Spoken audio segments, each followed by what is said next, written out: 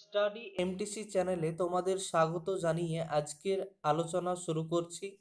একাদশ শ্রেণী ইতিহাস সাজেশন 2022 সংশোধিত পাঠ্যসূচি অনুযায়ী এই সাজেশন তৈরি করা হয়েছে। প্রথমেই সাজেশনের আগে যে বিষয়টা নিয়ে আলোচনা করব সেটি হলো নাম্বার বিভাজন। তোমাদের পরীক্ষায় প্রশ্নের কাঠামো যেমনটি থাকে, প্রথমত এমসিকিউ প্রশ্ন থাকে 24 নম্বরের, এসিকিউ প্রশ্ন থাকে 16 নম্বরের এবং লং টাইপ কোশ্চেন থাকে অর্থাৎ বড় প্রশ্ন থাকে 40 নম্বরের। অর্থাৎ 24, 16 এবং 40 মিলে হয় 80 নম্বর এবং বাকি 20 নম্বর প্র্যাকটিক্যালে থাকে। অধ্যায় ভিত্তিক তোমাদের নাম্বার বিভাজন নিয়ে আলোচনা করব। তো প্রথম অধ্যায় রয়েছে ইতিহাস চেতনা। এখানে এমসিকিউ থাকে 4 নম্বর, এসিকিউ 4 নম্বর, অর্থাৎ টোটাল 8 নম্বরের প্রশ্ন এখান থেকে হয়। দ্বিতীয় অধ্যায় আদিম মানব থেকে আদি সংস্কৃতি। এখানে এমসিকিউ থাকে 4 নম্বর, লং টাইপ কোশ্চেন থাকে 8 নম্বরের। এখানে একটি বিষয়, এসিকিউ প্রশ্ন এই অধ্যায় থেকে থাকে না। লং টাইপ কোশ্চেনগুলি যেমনটি হয় একেবারে একসঙ্গে 8 নম্বরের আসতে পারে, অথবা 4 4 করে 8, অথবা 5 ও 3 মিলে 8, অর্থাৎ সর্বমোট 12 নম্বর ধার্য হয়েছে দ্বিতীয় অধ্যায়ের জন্য। তৃতীয় অধ্যায় রাজনৈতিক বিবর্তন। এখানে এমসিকিউ 4 নম্বর, এসিকিউ 3 নম্বর এবং লং টাইপ কোশ্চেন 8 নম্বরের। তবে একটি বিষয় এখানে লক্ষণীয়, তৃতীয় অধ্যায় এবং চতুর্থ অধ্যায় দুটি অধ্যায় থেকে যে কোনো একটি অধ্যায় থেকে 8 নম্বর প্রশ্ন হবে। অর্থাৎ তৃতীয় অধ্যায় থেকে 8 নম্বর আসতেও পারে, আবার না আসতেও পারে, আবার 4 নম্বর অধ্যায় থেকে আসতেও পারে, আবার না আসতে পারে। তবে একটি বিষয়, দুটি অধ্যায় মিলে একটি বড় প্রশ্ন থাকবেই। চতুর্থ অধ্যায় রাষ্ট্রের প্রকৃতি ও শাসনযন্ত্র। এমসিকিউ থাকবে 4 নম্বর, এসিকিউ থাকবে 4 নম্বর, লং টাইপ কোশ্চেন থাকবে 8 নম্বরের। এখানে যে বিষয়টা বলার, 3 নম্বর অথবা 4 নম্বর যে কোনো একটি অধ্যায় থেকে 8 নম্বর প্রশ্ন আসবে।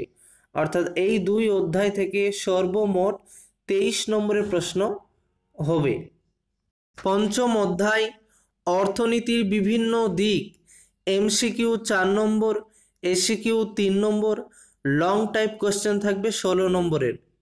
অর্থাৎ সর্বমোট 23 নম্বরের প্রশ্ন হবে এই অধ্যায় থেকে। ষষ্ঠ অধ্যায় সমাজের ঘটনা প্রবাহ। এখানে এমসিকিউ 4 নম্বর, এসিকিউ 2 নম্বর, লং টাইপ কোশ্চেন থাকবে 8 নম্বরের। এই 8 নম্বর 4 যোগ 4 এইভাবে 8, অথবা একেবারে 8, অথবা 5 যোগ 3 মিলেও 8। অর্থাৎ এই অধ্যায় থেকে 8 নম্বরের বড় প্রশ্ন থাকছে, এসিকিউ থাকছে 2 নম্বর, এমসিকিউ 4 নম্বর। সর্বমোট 14 নম্বর ধার্য হয়েছে এই অধ্যায় থেকে। এবং সপ্তম অধ্যায় ও অষ্টম অধ্যায় থেকে কোনো রকমভাবে প্রশ্ন থাকবে না, এটি সিলেবাস থেকে বাদ দেওয়া হয়েছে এই বছরের জন্য। প্রশ্নের কাঠামোগত দিক থেকে 3 ধরনের প্রশ্ন হয়ে থাকে।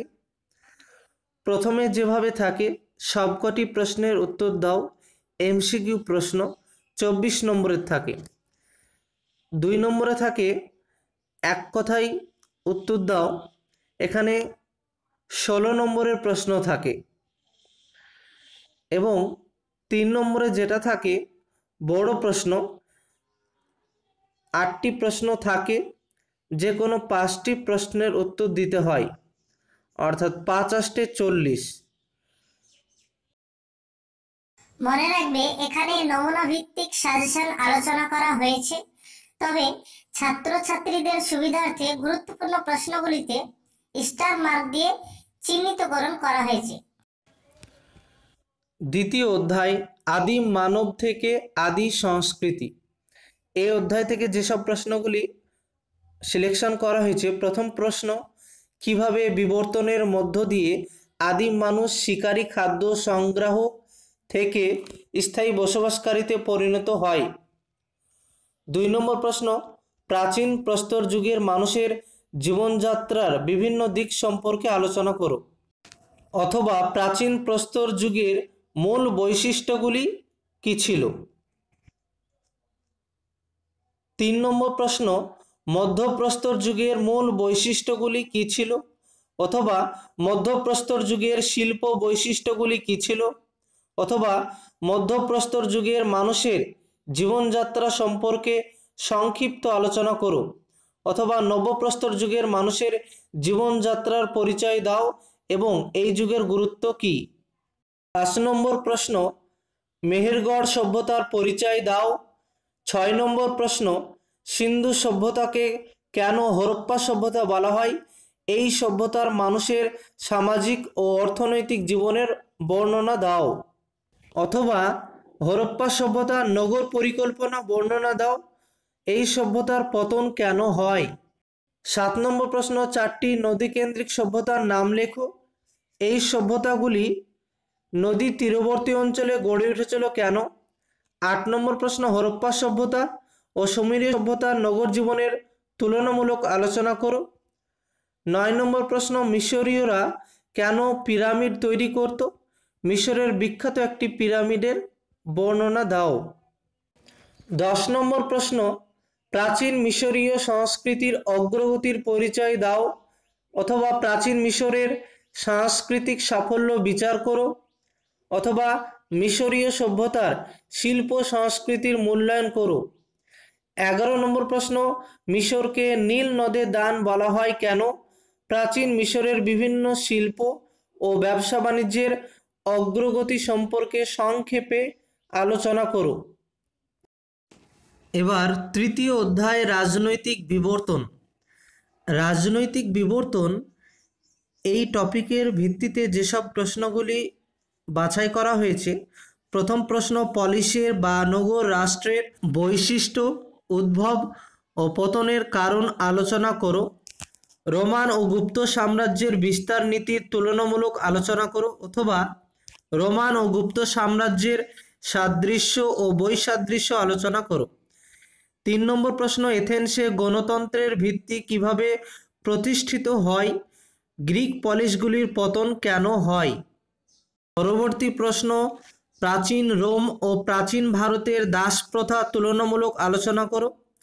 মহাজন পদ বলতে কি বোঝায়, জনপদ ও মহাজন পদের মধ্যে পার্থক্য নিরূপণ করো। মোগল ও অটোমান সাম্রাজ্যের মধ্যে তুলনামূলক আলোচনা করো। রোমান সভ্যতা ও সংস্কৃতির বর্ণনা দাও, মগধের উত্থানের কারণগুলি আলোচনা করো, অথবা সাম্রাজ্য প্রতিষ্ঠায় মগধের সাফল্যের কারণগুলি আলোচনা করো। সাম্রাজ্যের সংজ্ঞা লেখো, মৌর্য সাম্রাজ্য এবং ম্যাসিডোনীয় সাম্রাজ্যের তুলনামূলক আলোচনা করো। ষোড়শ মহাজন পদের প্রধান বৈশিষ্ট্যগুলি লেখো। ষোড়শ মহাজন পদের বিভিন্ন রাজ্যগুলির সংক্ষিপ্ত পরিচয় দাও। গ্রিক পলিশ ও ভারতীয় উপমহাদেশের জনপদের মধ্যকার সাদৃশ্যগুলি আলোচনা করো। সাম্রাজ্য হিসেবে মগধের উত্থানের 4টি কারণ আলোচনা করো। চতুর্থ অধ্যায়, রাষ্ট্রের প্রকৃতি ও শাসন যন্ত্র।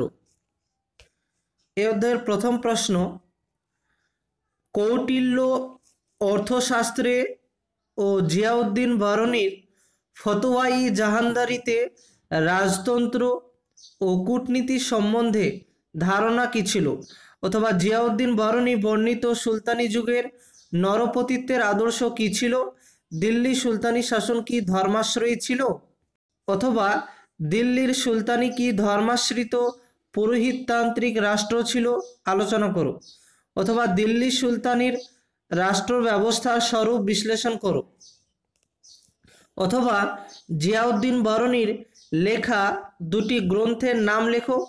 জিয়াউদ্দিন বারনির রচনায় সুলতানি রাষ্ট্রের প্রকৃতি কিভাবে প্রতিফলিত হয়েছে।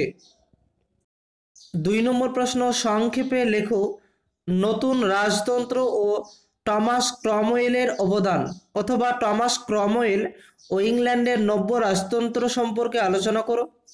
ইক্তা ব্যবস্থার বিবর্তন আলোচনা করো, অথবা ইক্তা ব্যবস্থা বলতে কি বোঝায়, দিল্লি সুলতানি রাষ্ট্রের প্রকৃতি কেমন ছিল, অথবা ইকতা প্রথার বৈশিষ্ট্যগুলি উল্লেখ করো, এই ব্যবস্থার ত্রুটিগুলি কী ছিল। কৌটিল্য অর্থশাস্ত্রে রাষ্ট্রনীতি সম্পর্কে যে আলোচনা করেছেন তার ব্যাখ্যা করো। পারস্যের ক্ষত্রপ ও চীনের ম্যান্ডারিনের বিবরণ দাও। প্রশাসনের পরিচালন যন্ত্র হিসেবে পারস্যের স্যাট্রাপদের কী ভূমিকা ছিল। মোগল মনসবদারি ব্যবস্থার উৎপত্তি, প্রকৃতি ও পরিণতি আলোচনা করো, অথবা মোগল আমলের মনসবদারি ব্যবস্থা সম্পর্কে আলোচনা করো। ভারতীয় শাসন ব্যবস্থায় মনসবদারি প্রথার গুরুত্ব কী ছিল। সিসেরোর রাষ্ট্রদর্শন সম্পর্কে আলোচনা করো। রাষ্ট্রীয় আইনবিধি সংক্রান্ত সিসেরোর অভিমত সম্পর্কে আলোচনা করো। সপ্তম হেনরি প্রবর্তিত রাজবংশকে কেন নতুন রাজতন্ত্র বলা হয়। নতুন রাজতন্ত্রের শাসনকালে ইংল্যান্ডের সমাজ ও রাজনীতিতে কি কি নতুন ধারার আবির্ভাব ঘটে। এবার পঞ্চম অধ্যায় অর্থনীতির বিভিন্ন দিক। এই অধ্যায় থেকে বাছাইকৃত প্রশ্নগুলির প্রথম প্রশ্ন, গুপ্তযুগে ভারতীয় উপমহাদেশে সামন্ততন্ত্রের উত্থানের পটভূমি ব্যাখ্যা করো, অথবা ভারতের সামন্ত প্রথার বৈশিষ্ট্য উল্লেখ করো, অথবা সামন্ততন্ত্র বলতে কী বোঝো, ইউরোপে সামন্ততন্ত্রের পতনের কারণগুলি লেখো, অথবা মধ্যযুগে পশ্চিম ইউরোপের সামন্ততন্ত্রের মুখ্য বৈশিষ্ট্যগুলি কী ছিল। মধ্যযুগের ইউরোপে গিল্ডের প্রতিষ্ঠার পশ্চাতে কারণগুলি উল্লেখ করো। ব্যবসা বাণিজ্যের উন্নতিতে গিল্ডের প্রধান কাজ লেখো, অথবা গিল্ড বলতে কী বোঝায়, ইউরোপে গিল্ডের উদ্ভব, বিকাশ ও গিল্ডের প্রধান কাজগুলি আলোচনা করো। 3 নম্বর প্রশ্ন, দাস প্রথা কাকে বলে। প্রাচীন রোমের দাস ব্যবস্থার সংক্ষিপ্ত পরিচয় দাও, অথবা প্রাচীন ভারতে দাস প্রথার সংক্ষিপ্ত পরিচয় দাও, অথবা প্রাচীন মিশর ও ভারতের দাস প্রথা তুলনামূলক বিবরণ দাও, অথবা প্রাচীন রোম ও প্রাচীন ভারতের দাস প্রথা তুলনামূলক বিবরণ দাও। 4 নম্বর প্রশ্ন, মধ্যযুগে ইউরোপের সামন্ততন্ত্র অর্থনীতিতে ম্যানর প্রথার বৈশিষ্ট্যগুলি উল্লেখ করো। ভারতীয় উপমহাদেশে অর্থনীতিতে ইন্দো রোম বাণিজ্যের প্রভাব লেখো। ভারতীয় উপমহাদেশের তৃতীয় নগরায়নের 3টি কারণ ব্যাখ্যা করো। মধ্যযুগের ইউরোপে বাণিজ্যের বিকাশের প্রধান কারণগুলি সম্পর্কে আলোচনা করো। ইউরোপে মধ্যযুগে নগরের প্রসারের কারণগুলি কী ছিল। এবার ষষ্ঠ অধ্যায় সমাজের ঘটনা প্রবাহ।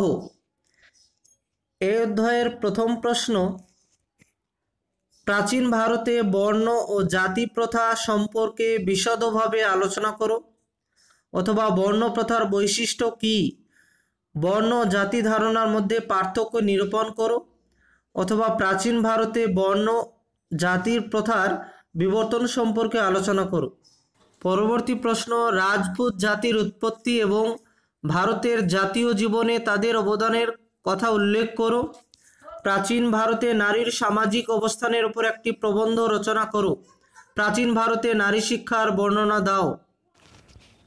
নূরজাহান চক্র কি, ভারতের ইতিহাসের সুলতান রাজিয়া ও নূরজাহানের অবদান সংক্ষেপে আলোচনা করো।